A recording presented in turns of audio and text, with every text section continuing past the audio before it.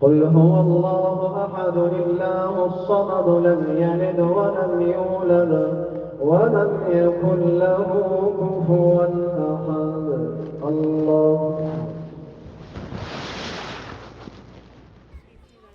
Syederalun tinggal di salah satu pusat kota tersibuk di dunia, tak membuat Ibrahim Berdan lupa akan Sang Pencipta. Bersama ratusan warga muslim dari belahan dunia, Ibrahim, pria asal Idi Aceh Timur yang telah 30 tahun lebih menetap di New York, Amerika Serikat, tak pernah melewatkan momen istimewa di bulan suci Ramadan. Salat tarawih adalah salah satu ibadah istimewa di bulan Ramadan yang tentunya tidak boleh dilewatkan begitu saja.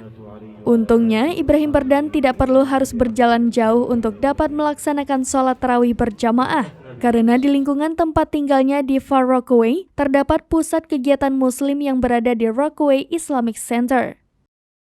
Disinilah mereka melaksanakan berbagai kegiatan keislaman, termasuk sholat tarawih bulan Ramadan 1444 Hijriah atau tahun 2023 Masehi.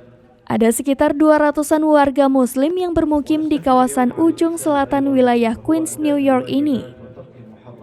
Sebagian dari mereka berasal dari India, Pakistan, dan Bangladesh. Selebihnya dari Afrika dan negara-negara pecahan Uni Soviet seperti Uzbekistan, Kazakhstan, dan lain-lain.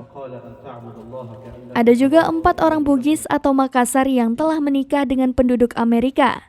Sementara orang Aceh yang bermukim di sini adalah Ibrahim Berdan yang beristrikan warga Amerika serta 2 anak mereka.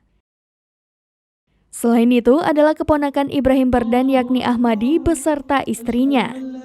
Suasana kekerabatan kaum muslim di Rockaway Islamic Center pada bulan Ramadan menjadi pengobat rindu bagi Ibrahim Berdan akan suasana Ramadan di kampung halamannya di Idi Aceh Timur yang telah hampir 35 tahun ditinggalkannya.